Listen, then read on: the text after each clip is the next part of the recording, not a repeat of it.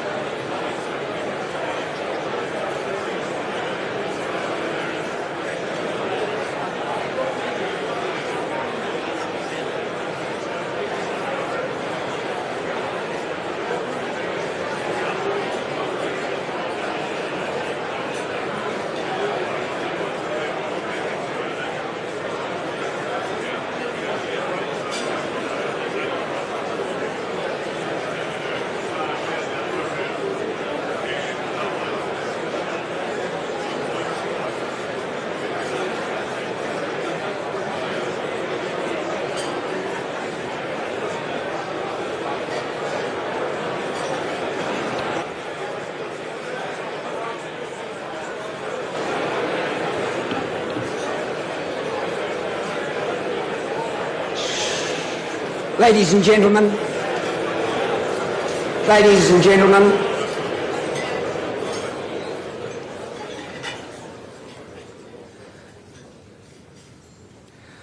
ladies and gentlemen, good afternoon and welcome to this luncheon to start 2016. My name's Michael Barnett. I'm Chief Executive of the Auckland Chamber, and it's my very real pleasure to welcome our Prime Minister John Key here today. I'd also like to acknowledge one or two people, if you would just bear with me for a moment, but if I could acknowledge Mayor Len Brown and Ministers Stephen Joyce and Nikki Kay, who are both here today on this occasion. So, guys, thanks for being here. It's a real pleasure. Also, I'd like to acknowledge many of you as Chamber members and my board. In particular, if I could mention the Auckland Business Forum, and the Auckland Business Forum is a group of organisations in Auckland here with a single objective, and that's advocacy around an efficient transport system. The group includes the Chamber, the Employers and Manufacturers Association, Auckland Airport, Ports of Auckland, the New Zealand Council for Infrastructure Development, the New Zealand Automobile Association, National Road Carriers and Civil Contractors New Zealand. Again, to you and your members, thanks for your support. The work that you do is good, and it's good for Auckland. Ladies and gentlemen, most of the issues we hear about Auckland relate to the fact that Auckland is growing. Many of the concerns we have are consequences of the fact that over a long period of time, Auckland has failed to invest in its future and failed to make decisions about its infrastructure. Congestion, housing shortage and infrastructure shortages and costs are all consequences for that lack of decision making. Prime Minister, when we promoted this opportunity to hear you talk about Auckland and infrastructure, I have to say this room filled quickly. I believe this signals a huge interest in this topic. However, in my opinion, there is an even greater interest in the acceleration of decision making. For whatever reasons, Auckland, the Wellington-Auckland Partnership, it doesn't matter. For the sake of New Zealand's success, we need to invest and make decisions at a pace that takes advantage of today's environment of growth. Prime Minister, can I now invite you to address this audience of business leaders? Please welcome Prime Minister John Key.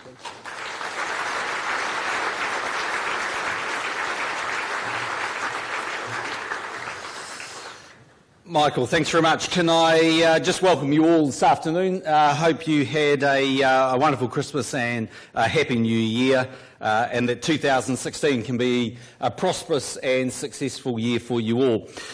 Start by acknowledging also Mayor Len Brown. Len, it's great to see you here this afternoon, the Auckland Council, of course, the Chamber of Commerce, all of whom are very strong advocates for this great city. I want to thank Michael and the Chamber for hosting today's event. And can I finally acknowledge my ministerial colleagues who are with me this afternoon, Stephen Joyce and Nikki Kay. Unfortunately, the Transport Minister, Simon Bridges, can't be with us today. He's visiting Antarctica. But let me say, it's good to start and kick off the new year here in Auckland, New Zealand's gateway city. It's home to 1/3 of Kiwis. It's our biggest commercial centre and the shopfront to the rest of the world. Every region of New Zealand is crucial to our growth and to New Zealand's progress. But on New Zealand's behalf, Auckland is competing with Asia Pacific's great global cities. It's our version of Sydney, Shanghai or Singapore. Lifting our living standards, our standard of living, requires strong and enduring global relationships because we won't get rich selling things to each other, we know that. New Zealand must expand its global supply chains, attract more investment and indeed develop new markets. As Prime Minister, I work every day to lead an open and confident country that backs itself on the world stage to succeed and to win. Auckland is indeed at the forefront of that. It's important for all New Zealand and that Auckland succeeds as a great place to live and to do business. With success, as Michael pointed out, however, there are challenges. Strong growth is putting pressure on infrastructure, housing, public services and transport. That's typical of fast-growing cities around the world. It's one reason we decided in our first term to unite the city under one council so we could better tackle these challenges. It's also why we're backing Auckland by investing billions of dollars in modern infrastructure. I'm going to update you on some of those projects shortly, but I first want to talk about the government's busy program for 2016 and beyond. As the national-led government enters its 8th year, I can tell you it's fantastic leading a team of ministers and MPs who remain energised and full of new ideas. We're as busy now as we were back in 2008, and that's how it should be. This year, for example, the government will respond to a review of child, youth and family to ensure our most vulnerable children get the care and protection they deserve. We'll press on with our social housing reforms to do a better job for tenants. We'll maintain our strong focus on law and order and security. We'll respond to a major review of security and intelligence agencies. And we'll complete an assessment of the emissions trading scheme. These are just a few examples of the work program in front of us. But building a strong economy that attracts new investment and creates more jobs will remain front and centre stage of the government's agenda. That's vitally important. A strong, growing economy encourages businesses to boost investment in new products and markets, hire more staff and pay more, good wages. It means New Zealanders can be rewarded for their enterprise, hard work and effort. And a strong economy supports better healthcare, education and other public services that New Zealanders need. We frequently hear opposition parties calling for the government to magic up more jobs, to increase wages or to spend more on any number of things. Actually, governments can't do any of those things without a strong and confident economy. The government's role is creating an environment that gives the confidence of businesses to invest and grow, and to do that in the knowledge that they'll be backed by clear and sensible government policies. My government works on these issues every day. We're resolutely focused on improving our competitiveness as a country. A good example of that is the Trans-Pacific Partnership. It will be New Zealand's biggest free trade agreement, giving our exporters much better access to more than 800 million customers in 11 countries across Asia and the Pacific. It's our first free trade agreement with the largest and third largest economies in the world, namely the United States and Japan. It will eliminate tariffs on 93% of exports to our new FTA partners, the United States, Japan, Canada, Mexico and Peru. Successive New Zealand governments have worked hard to achieve this for almost 25 years. They knew it would help diversify and grow our economy.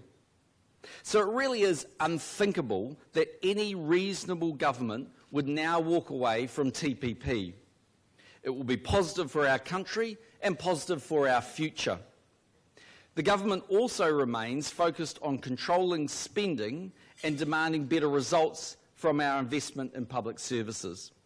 We're reducing ACC levies and maintaining competitive tax rates.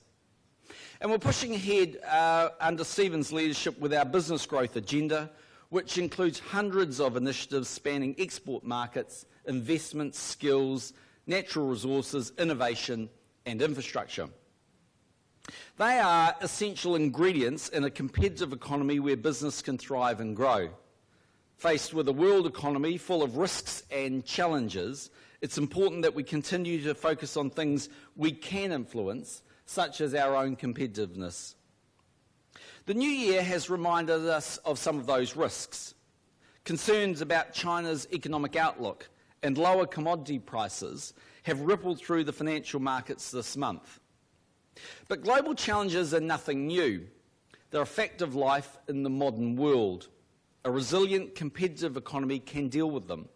And this government has a track record of supporting New Zealanders through some of the biggest challenges you can imagine, including the global financial crisis and, of course, the Canterbury earthquakes.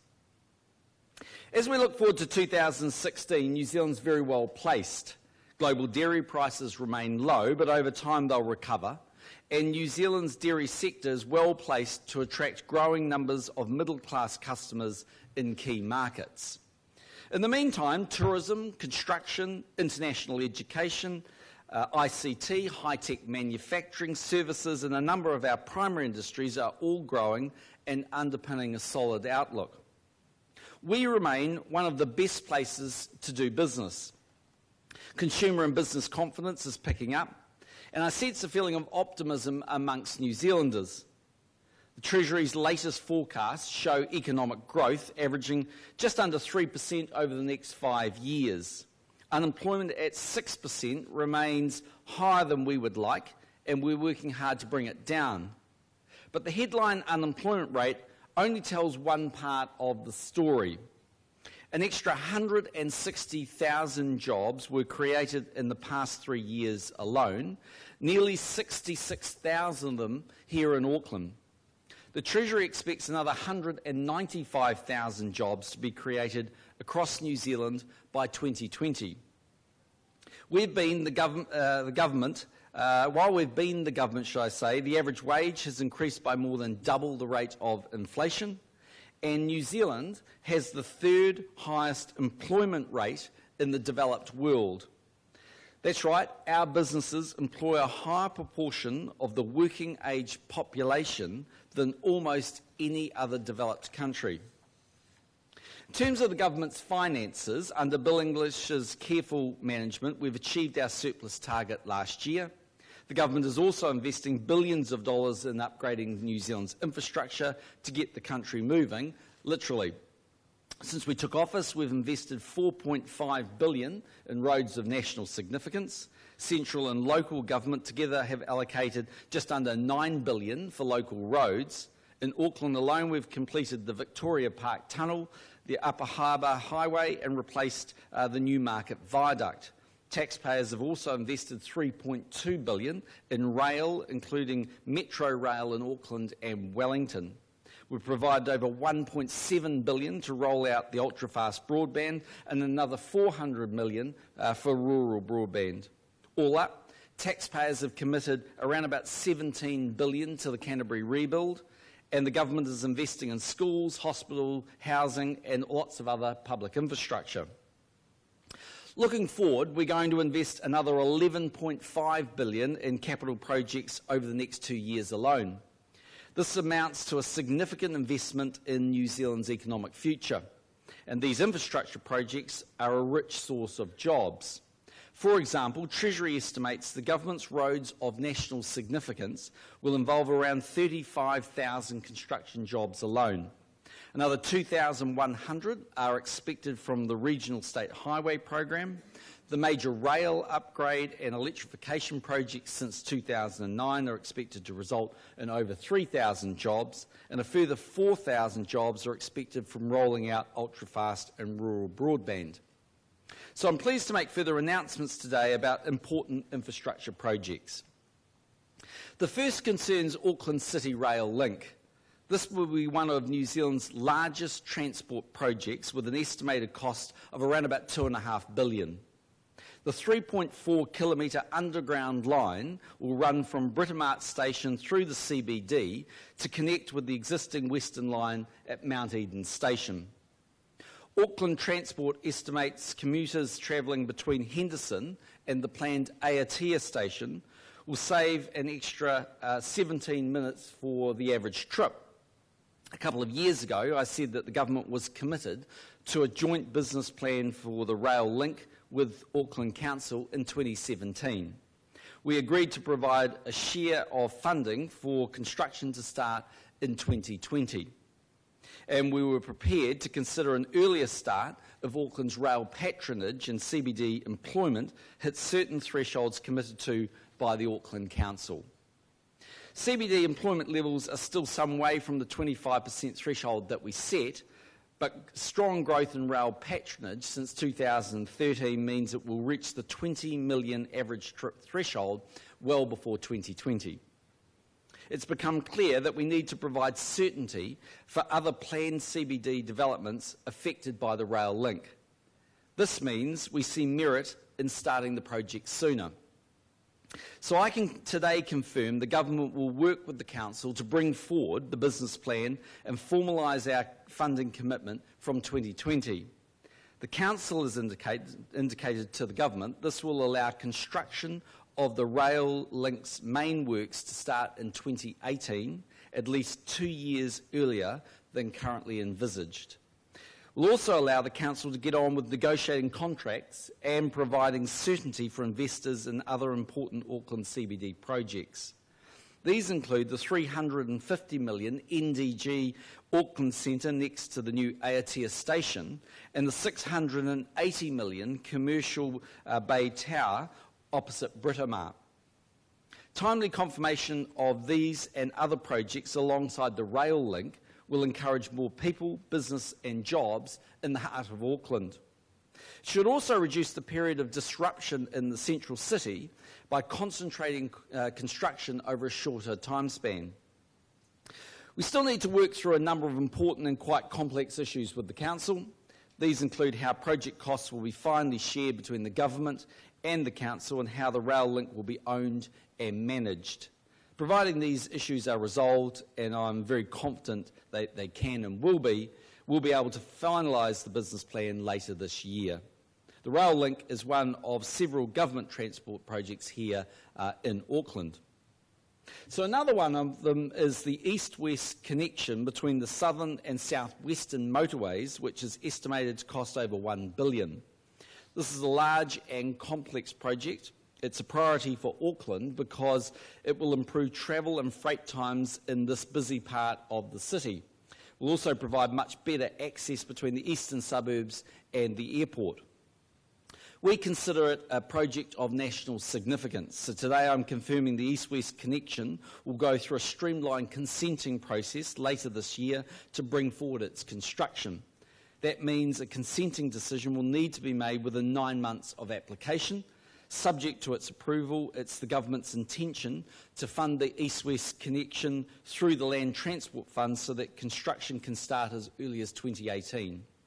I've asked ministers and officials for advice on how this can be managed and achieved.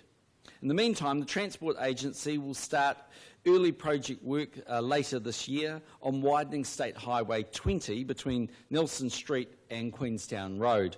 This is integral to the wider east-west connection and will support traffic growth when the Waterview Tunnel opens. All up over the next 3 years, around $4.2 billion will be invested in transport in and around Auckland. We're on track to complete the Western Ring Route by 2019. The $200 million Te Atatu and Lincoln interchanges will open in March, and the $1.4 billion Waterview connection is expected to open early next year. Construction of the $1.3 billion Auckland to Manukau East Transport Initiative is underway. Stage 1 has been completed and the work has started on developing and consenting Stage 2. The $268 million Southern Motorway upgrade started in October and is scheduled to be completed in late 2018. And the construction of the Northern Motorway upgrade is expected to start in 2018. It will connect with the Western Ring Route and see the completion of the Northern Bus extension through to Albany. These projects underscore the government's strong backing of Auckland. Ladies and gentlemen, communities and businesses in and around our regions also need modern infrastructure that's fit for purpose. The government is investing heavily in rural broadband and we're developing regional highways. In 2014, we set out an accelerated regional roading package. It's aimed to bring forward construction of regional highway projects that previously struggled to attract national funding in the face of wider priorities. 5 of these projects are either finished or underway. The Transport Agency last year confirmed funding for a further 4 projects, including bridge replacements and safety improvements in the Horowhenua, the West Coast, Northland and Taranaki. Today I'm pleased to confirm the government is providing up to $115 million to complete the next 4 regional projects in this program. The 2 largest will be in Taranaki, where modern bypasses will allow motorists to avoid Mount Messenger and the Awakino Tunnel. These new projects were not envisaged when we announced the regional roading program 2 years ago. Over many years, the northern gateway into Taranaki has suffered from a poor safety record, closures and delays. Calls to improve this stretch of highway go back decades, literally. In fact, we found a newspaper article from July 1918. It reported a local deputation complaining to the Minister of Public Works about the impassable and unsatisfactory road over Mount Messenger. The paper says, and I quote, "The Minister made a lengthy reply stating that he instructed his district engineer to prepare plans of work and that he would give as much money as could be attained from the Minister of Finance." Believe me, I can tell you how difficult that can be. Anyway, Bill English has done the decent thing and done better than his predecessors and has come up with the money needed for this important work. Construction of the new bypasses is expected to start in the next 2 years, and that'll bring huge benefits to Taranaki. The government will also provide funding to replace the single-lane Motul Bridge on State Highway 2 near Gisborne with a new 2-lane bridge, and will replace the Opawa Bridge on State Highway 1 near Blenheim with a safer bridge to accommodate increasing traffic volumes in Marlborough. Ladies and gentlemen, I'd also like to make some comments today about housing. Housing supply, especially here in Auckland, is a long-standing issue. There is no quick fix. That's been the experience in fast-growing cities overseas. Today I want to make clear the government's expectations and make them absolutely crystal clear. We must continue lifting the supply of new houses in Auckland to meet the demands of this growing city. Everyone has a part to play: the government, the council, developers and community organisations. And it's encouraging to see a broader consensus emerging that this is in fact a supply issue. Progress is being made. Around 9,000 building consents were issued in Auckland in the year to November. That's the highest figure for just over 11 years, although it's still short of the 13,000 new houses forecast to be needed each year. Official estimates of government-initiated projects are that they'll deliver at least 10,000 extra houses in Auckland by 2020, including developments at Hobsonville Point and Tamaki.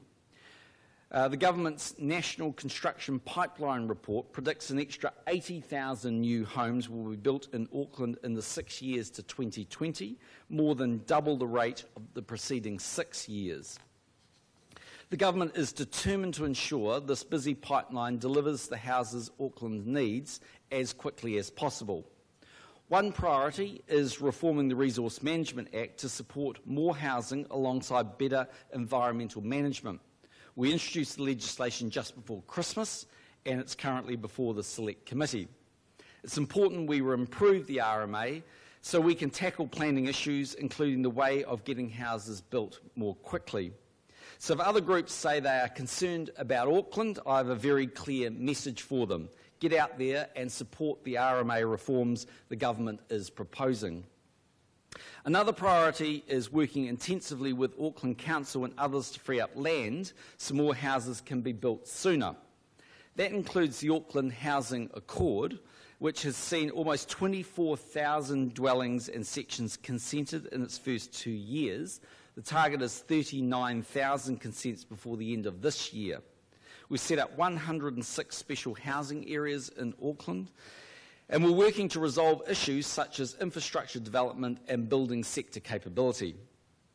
For its part, the government is identifying surplus Crown land that can be freed up for new housing, and will soon be in a position to make further announcements about the first projects. In the budget last year, we moved to ensure residential property investors, particularly those from overseas, pay their fair share of tax when buying and selling residential property for profit. And we provided Inland Revenue with extra funding for compliance and enforcement. Combined with the Reserve Bank's tighter loan-to-value rules, these changes appear to have taken some heat out of the Auckland housing market in recent months. Last month, the Real Estate Institute reported the number of Auckland houses sold in November fell to the lowest level since 2011, and QV noted the rate of price growth was easing. Still early days, and we'll need to see more data to be absolutely sure. Ladies and gentlemen, I sought election as Prime Minister because I believed New Zealand could do better as a country. Indeed, I believed it could do much better. I wanted us to become a more prosperous, more ambitious, and far more confident nation, a successful country, comfortable in its own skin. I also believe that if we set a course of considered and sensible reform year after year, we could again be one of the world's best places to live and work. We're making good progress in a world full of challenges. Our households and businesses are more resilient and more outward-looking. We're grasping the many opportunities opening up on our doorstep in Asia and Pacific. And we're providing more of our young people with opportunities to raise their families instead of having to head overseas. But the job is far from finished.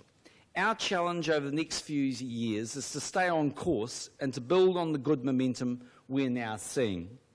My government is motivated to continue to working hard for all New Zealanders.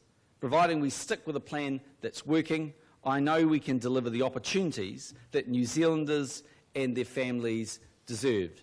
We have a big year in front of us in 2016. I look forward to delivering, hopefully, some stunning results. Thanks very much.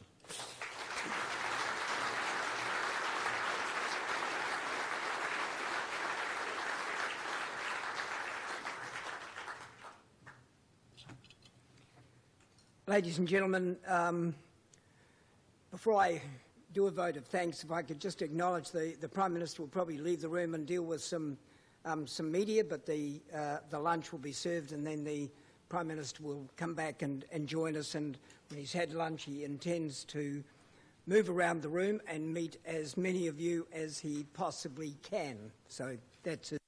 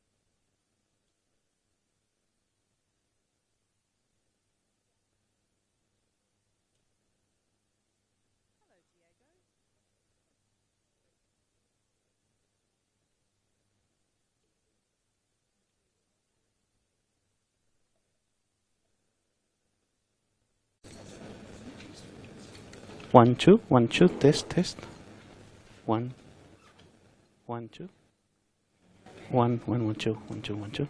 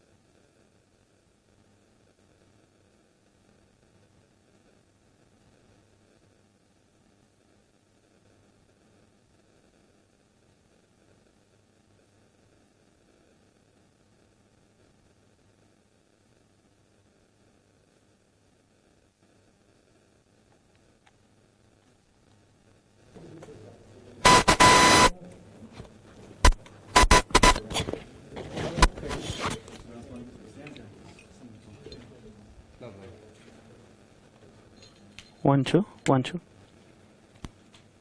1 2 1 2. Yep. Jane? It's perfect now, thank you.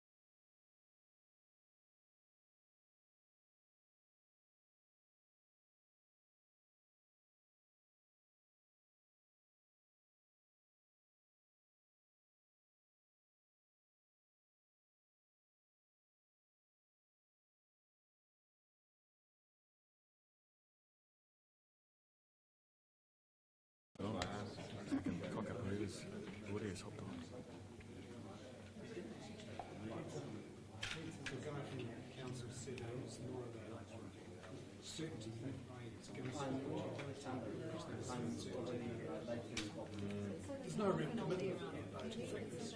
Business. No, that's still all to be sorted out. So you do your bit. Which has always been the case. It's like, sorry, am I still talking to you or you're talking? They haven't called you? Yeah, he'll walk in and you'll get the call. Yeah. So you have to get your little short arm. Oh, I know, it's the bane of my life, Barry. It starts to shake. Well, hopefully I'll be back. We can stop that. Yeah. Oh, fantastic. Okay, well, let's hope this one goes well.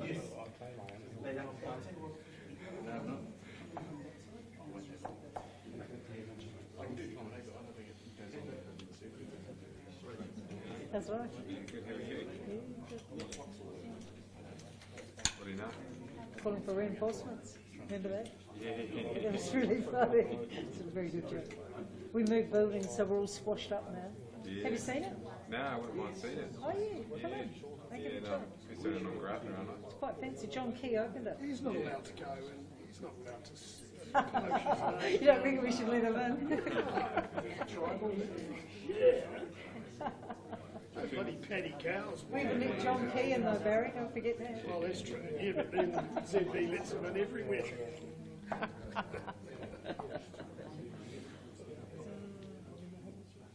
Have you used the Dyson yet? What's the Dyson? Vacuuming the studios? Mike? There's You know one about there. that? You don't know, Mike Hosking got the Dyson for his birthday. Oh, God. Yeah, he got two. One from his wife and one from the... Yep. People Ready? I haven't heard about that either. but we never I don't think he would have ever used one. Correct.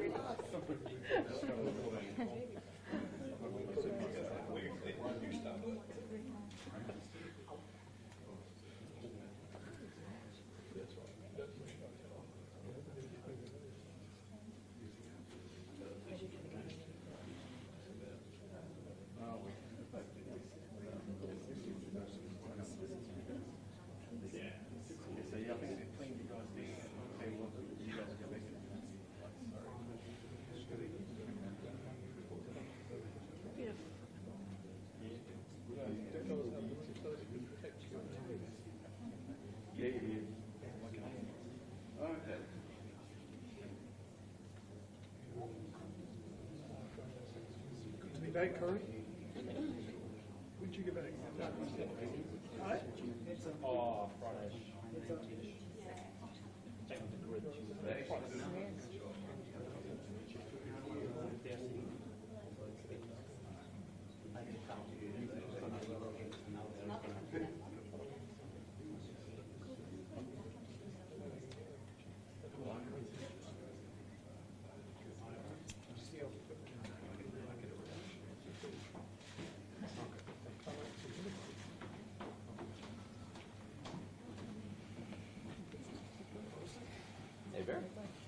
Hey guys. Prime Minister, a big focus and unashamed focus on Auckland with this announcement. Yeah, well, Auckland is home to nearly a third of the population in the country. It's clearly got big infrastructure needs. So the focus of attention primarily here is on Auckland, and particularly on those important sort of marquee projects, Central City Rail Link. The East-West Link also very, very important. It sort of works on the completion of the Auckland motorway network, so billions of dollars involved there. As I reiterated in my speech as well, obviously Auckland housing is still a big priority focus for the government. We're seeing good progress, but there's a lot more to be done. But it's not like we're not spending money around the rest of the country. I mean, not just in this speech, but if you go and have a look at a whole bunch of things we're doing from Transmission Gully right through to things out on the Chatham Islands and Pitcairn Wharf, we're spending infrastructure right around New Zealand. And I think we're very much seen as an infrastructure government. But if we want to be competitive and successful on the world stage, then our businesses and our people need to be able to get around, they need to be competitive and productive, and they need that infrastructure. I suppose the inevitable question is, where's the money coming from? Yeah, each and every one of the projects is different. So in terms of the East-West Link, that'll be out of the National Land Transport Fund. We estimate for the City Rail Link, it'll literally be the government having to find a contribution for that and dipping into its capital fund. It's slightly different for the $115 million for the regional projects. That'll be a contribution out of budget 2016. What's changed the government's mind on the CRL?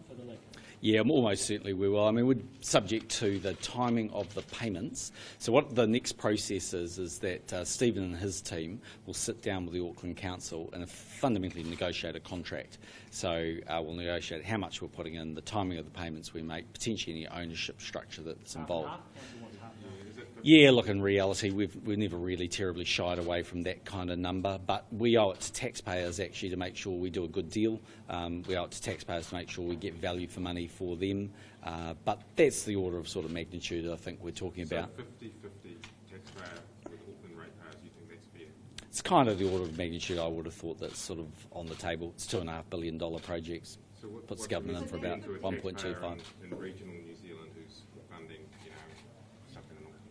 Well, we would argue very strongly that if you look at the amount we spend on infrastructure in Auckland, vis-a-vis the sort of rates and taxes that are collected here, they pretty much correlate correctly. In other words, we spend about what we earn here. Now, there's a bit of an infrastructure deficit. Sometimes you've just got to spend money on very, very big projects. That's the case with Transmission Gully, for instance. It's certainly been the case on some of the big projects here. But we spend money on infrastructure right around the country. I mean, $1.7 billion on ultra-fast broadband, $400 million on rural broadband. You're going to be up for a new hospital in Dunedin, I suspect, sometime pretty soon. There's just infrastructure demands everywhere. So what about a runway extension for Wellington? Well, every project is considered on its merits. We haven't ruled that out. What the government has said is it would have to be absolutely confident if it was going to put money in, that it would be commercially viable. We haven't seen anything yet that would indicate that's the case, but we haven't closed the door on it. We've just simply said they have to put up a case to us. To what extent is this an attempt, is this an answer to Graham Wheeler's call for more infrastructure spending in Auckland to be brought forward? We don't see it as necessary to stimulate the Auckland economy. It will, by definition, create a lot more jobs and certainty around those jobs. But if you think about what's happening on both the residential and commercial construction, that's a big pipeline of activity, and we know that that's going to grow even from the very high rates we've got happening at the moment. So we don't think we actually need to stimulate the economy per se in Auckland, but it's not unhelpful that we're creating jobs. But equally, what this is really about is about competitiveness of Auckland. So one of the issues is if you get traffic gridlock, if you get consumers not being able to move around, and also if you don't get certainty for some of these big groups, that's what they really want. They want certainty to know they can invest their billions of dollars, which they're going to invest based off this Central Rail link, that we just need to tell them that that's happening. So it helps because there are lots of things that come off this. As I said, the tower block down at Britomart, there's also potentially the convention centre where there might be some link. There's a lot of different parts to this. So does it take some pressure off the Reserve Bank, therefore, to need to stimulate the economy and get inflation up again? Well, I think if you talk about stimulating the economy, I mean, this year Treasury's expectation, I think, is growth of around about 2.4%. It's a little bit below the 5-year average, but broadly speaking, we're growing at pretty much normalised rates. So I don't think there's a need for a stimulus package per se. And in fact, if anything, if you look at the way business confidence is shaping up this year, if you look at hiring intentions, all of those things indicate the economy is doing pretty well. And on top of that, you've also seen very strong, both tourism numbers, education numbers, ICT numbers, construction numbers. So we're not doing this as a stimulus package per se. We're doing it more about the future growth opportunities and the demand simply on Auckland and other parts of the country. So what's changed the government's mind on this? What was the... I don't think anything's changed per se, because remember in 2013 I gave the speech where we indicated we'd do this, and we said we'd start in 2020. We also said that we wouldn't rule out starting earlier, but to start earlier we wanted to see that we could justify that to taxpayers. Now, we didn't meet the objective, if you like, around the number of jobs being created in the CBD, but we did around rail patronage. And if you think about what the rail link's going to do, it's going to mean that rather than 20 trains an hour being able to go through the City Rail Link, it'll actually be 60. So it's a lot of throughput, it's a lot more efficiency. We know patronage is really going up. And we suspect it's a bit chicken and egg. If we create those opportunities for saying, look, there's absolutely going to be the rail link here that's going to be built, then we think the jobs will actually follow. And you can already see that that from some of these very big investment groups saying to both the council and the government, give us certainty you're going to build the railway. Have transport officials come around to the idea? They were pretty lukewarm originally about the proposal. Have they changed their view? The ministers work closely with the council and obviously with cabinet on the proposal. My understanding is that they're supportive of what they're doing. They understand the position. We've obviously always wanted to make sure we get value for the taxpayer, and we owe it to do that. But I'm confident overall it's the right decision. Why is the east-west link a road of national significance? That you've called it in under this fairly rare measure. Why is it? Well, it's a very busy part of Auckland. So about 130,000.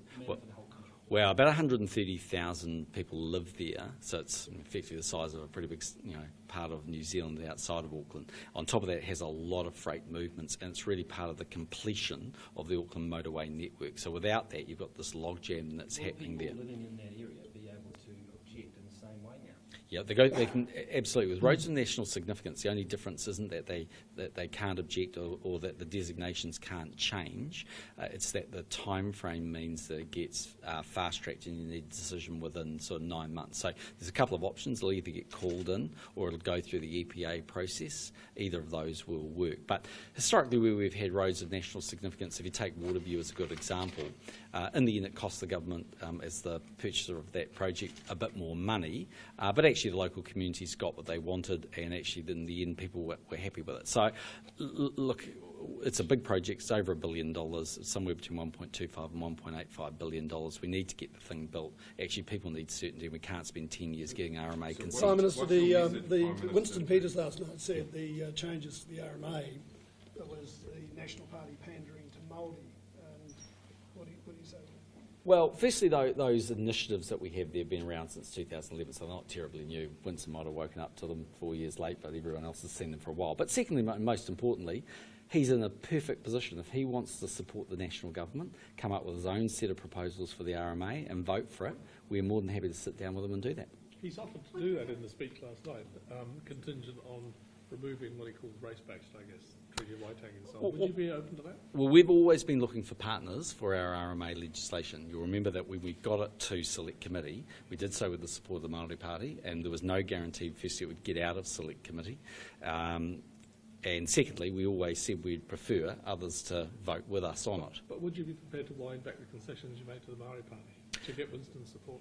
Well, what we need is 61 plus votes to get that out of Select Committee. We're happy to work with any political party to make that happen. So should I take that as a yes, you are prepared to look at that? Yeah, if we're happy to talk to New Zealand First, like we're happy to talk to the Labour Party or anyone else on it. And could involve rolling back the Māori Party concessions. We wouldn't have a problem with that. Well, we've got to get the legislation out of the Select Committee and deliver what we want. So in the end, I mean, what you see with political parties around Parliament is they're very quick to get up and talk about Auckland housing and generally the cost of housing. But when the rubber hits the road and they have a chance to actually improve that through the RMA, they fail miserably. If they're serious and they really mean what they say, come and talk to us. We're more than happy to talk to them about it. Is the government thinking of doing more to improve housing affordability in Auckland than it already is?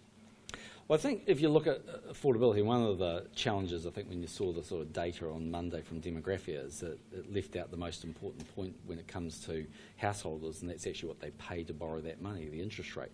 And if you go and have a look at that data, as the Minister of Housing pointed out yesterday, housing affordability at one level has improved. Now, no one's arguing that the rate of increase of house prices in Auckland is acceptable or sustainable. Neither are the case. But all of the initiatives that we've undertaken, of which there's been a great many, everything from special housing areas right through to taking off some of the tariffs and quotas, all of them are improving the situation. The question is, are they doing enough fast enough? We think on the pattern that we're seeing they're starting to.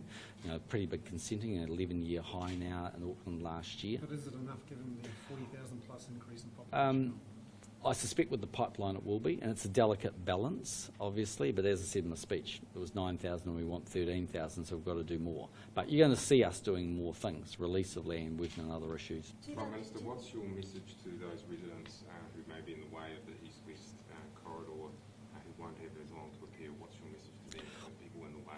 Well, they'll absolutely have the right to put up their argument, but equally what I'd say is that sometimes we are just forced to in the national interest and the interest of Aucklanders to call in a project and ultimately build a road of national significance. We do that right around the country, and we've done that in the history of New Zealand right from building State Highway 1.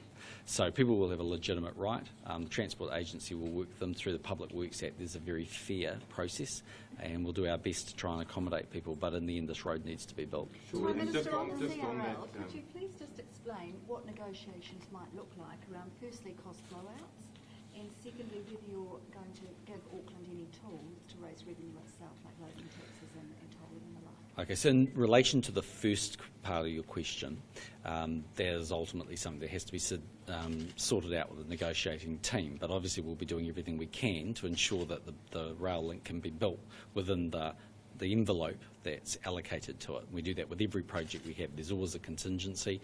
Sometimes there are blowouts.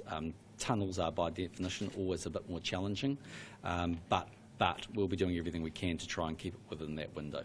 But would the split, would there be the 50-50 split if these blow out, if these? Well, they are all the sorts of negotiations you'd have to have.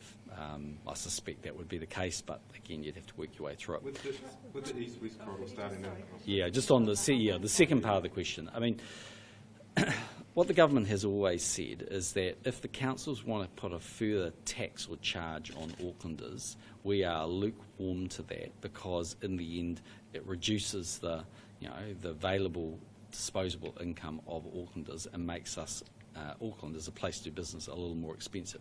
We haven't ruled those things out, but we have said that they would absolutely need to justify them.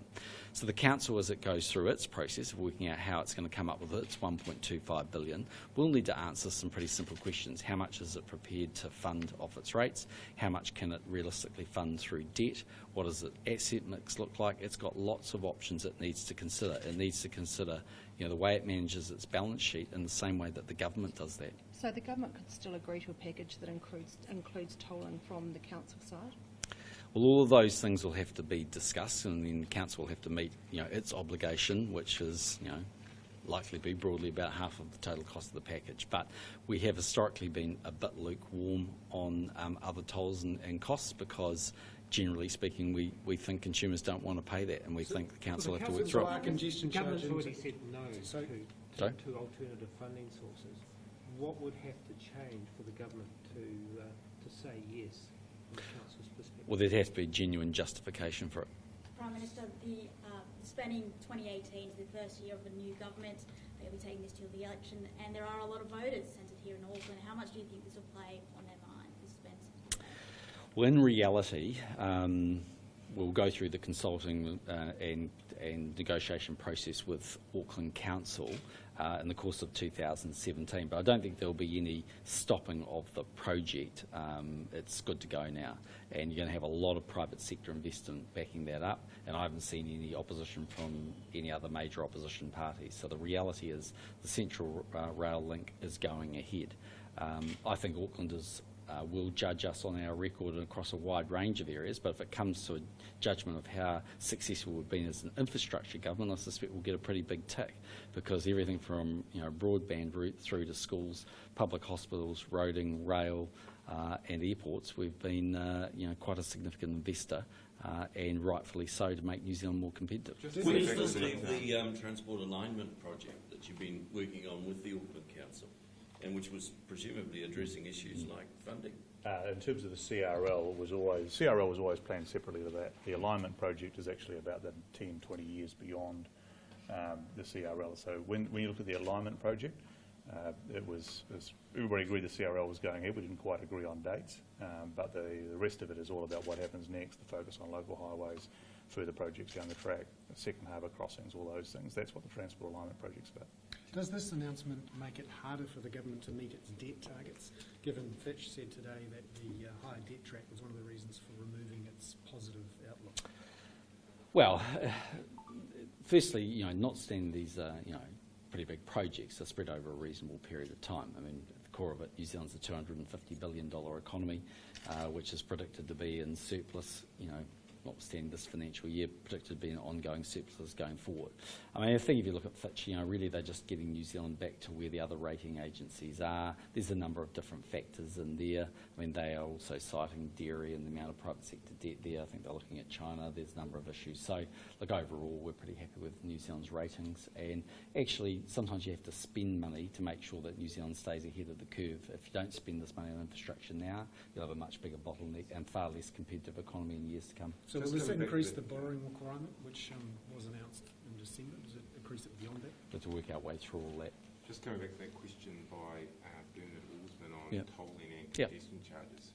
So your position is tolling and congestion charges would be possible if the council could justify it? They'd have to justify that. So our main point has really been there are a number of options available to the council. So if they just simply put on an extra toll, firstly they'd have to convince Aucklanders why that's a good idea relative to what it's doing and who's paying the toll vis-a-vis who's getting the support. Secondly, though, I think they'd have to prove that sits as a bigger priority than reallocating expenditure, maybe debt or a number of other options. They have a big balance sheet, they have lots of options available to them, but in the end I'm neither the Mayor of Auckland nor never want to be the Mayor of Auckland, so I'll leave that to either the current Mayor or the future Mayor and Council to sort that process. What would those balance sheet options be? Further privatisations? Well, all of those are matters for Auckland Council, not me. Didn't the council do all that work last year and you said no? Well, we said we would need to see justification of that relative to all the other things they're doing, and part of that was actually reduced expenditure in certain areas.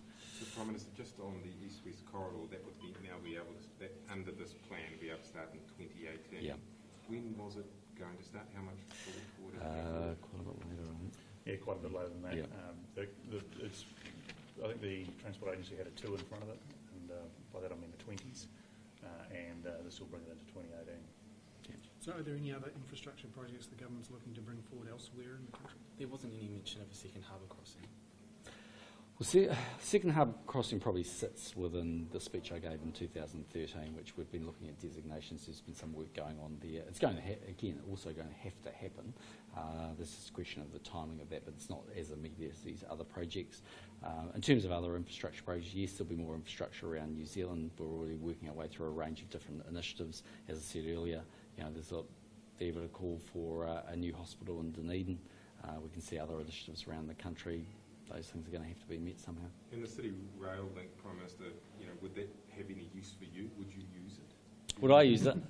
Well, I'm no different to any other Aucklander. I get stuck in congestion from time to time, so yeah, I'm sure I would. I mean, look, what we need to happen actually is for there to be much better throughput through Britomart. And as I say, once you start moving from 20 to 60 trains, you can get that. You can get much greater efficiency. I don't think there's anything unique about Aucklanders compared to anywhere else in the world. If public transport's available, if it's clean, if it's safe, and if it's dependable, people use it. And there are plenty of Aucklanders who get up, don't use much public transport here and go to the likes of the UK and get on the tube. So if that infrastructure's there, they're going to use it. Does the government support the council's moves to upzone land to allow more intense housing developments closer to the city? Well, my public comments have supported that. I think both Auckland needs to move out and move up. It's not practical actually to build the sort of rate of houses that we need without both of those things happening. So that's partly what's required through the RMA reform. We can't expect the council solely to do that through greenfield sites, because actually to support those greenfield sites also takes a lot of infrastructure. So there's no question it's redevelopment. Three Kings is one of the things that the government's been very supportive of. As you probably know, there's now been appeals against that. Government will have a bit more to say about that probably in very due course, but it's also true in places like Hobson and others. There's lots of national supporters who don't want to see those increased zonings in Parnell or Windware or Mount Eden. Yeah, and we appreciate that, but there's a happy balance here. And one of the things about the CRL, I think, is that if you look around cities around the world, you've seen quite a big change in patterns in recent decades. You've seen a lot more people choosing to live actually in cities, a lot more apartments being built, and that has not been at all controversial. So you go to the likes of Sydney and Melbourne. So typically the land leases are building big apartment blocks, in the CBD area. It's where people want to work often, certainly where people want to eat and often live. And you're seeing massive developments in the viaducts and the like down here with quite high-rise buildings. So I don't see any particular reason why that won't happen. I mean, with the CRL taking place, I think you'll see a lot more development, for instance, in high-rise in Henderson. You'll certainly see being able to support more activity down south. So, you know, there's no question that the structure of Auckland housing is going to change, because it has to change, but that's true of any modern, large and fast-growing city. So more high-rises around the Cave Road, Mount Eden, Aotea centres? I would have thought so. I mean, you're already seeing a fair bit of that stuff, and that's not terribly controversial. There'll be bits that are, but they'll work their way through it. Prime Minister, no Northern Bridges in the announcement today. Northern Bridges are happily progressing. 3 of them have started, the others are apparently on track, so we're quite confident of those. Prime Minister, you've got a signing ceremony for the TPP. Oh, yeah. How concerned are you that there might not be a signing ceremony in the United States? Oh, there'll be a signing ceremony in the United States, in my opinion, because if you go and have a look at you know, what the American side believes are the benefits of TPP to them, let alone you know, what we can see in New Zealand, it's very significant. And one of the reasons for that is that TPP is a building block. If you go and talk to President Obama, he'll tell you, yes, it gives them better access in markets like Japan or Canada, where, by the way, their dairy sector can be very competitive. But actually, if you look beyond that, I suspect you'll see quite a number of other APEC countries joining over time. So historically, actually, the challenge has been getting the Democrats over the line, not the Republicans.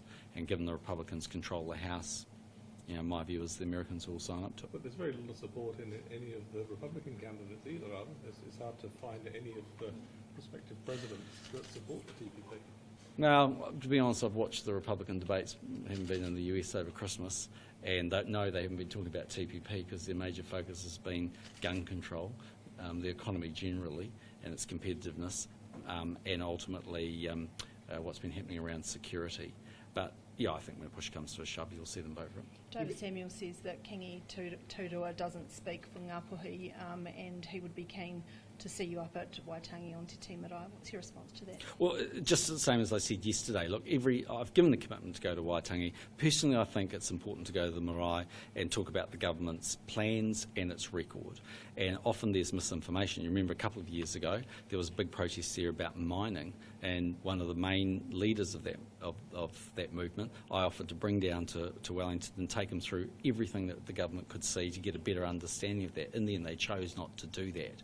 So whether it's mixed ownership models, or whether it's mining, or whether it's a number of other initiatives, there have been protests in Waitangi. But in the end, if the invitation's there, I'll be going. If it's not, then I'll honour that. So you really think it is a platform for you to discuss issues like TPP with people who are concerned about it up north?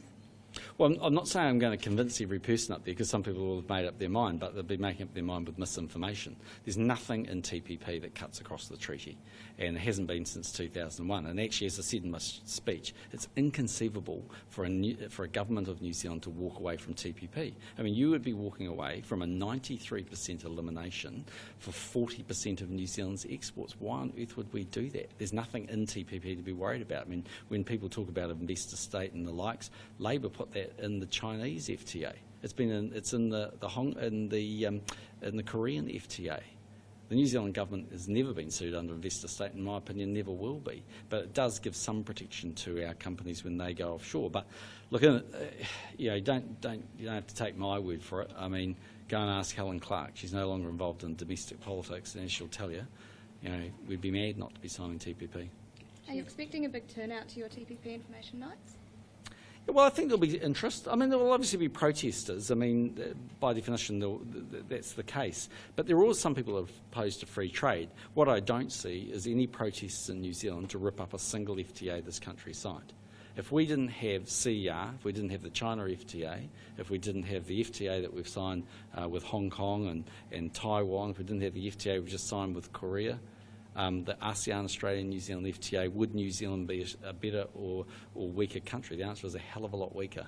We just do not have enough people to buy the sorts of things that we want to sell and be competitive. And when we were a closed economy prior to 1984, it was an economic disaster. Will it be a better turnout than the flag roadshow? Well, plenty of people turned up in the flag debate, and I think a lot more people are going to vote come the next referendum. The people will be engaged. So, yeah, I mean, there'll be differences. I mean, all the government can do is honour its commitment to engage with people. In the modern world, a hell of a lot of people are going to click onto Facebook or something else, a website from a news agency, or watch the news or read the paper online. They're not necessarily actually going to go to a public meeting, but that's actually true of political parties when they have their annual conferences and the likes as well. It's just a changing modern world we live in. Okay. My digital editor just... Oh, my arm's got By the way, because you're on a live stream. Who are we talking about? Anything? I can't even remember what we're saying. So, thanks for coming to... Mary and I were joking about things. Does he mean that or not? No, me. Oh, you? But I don't think I was.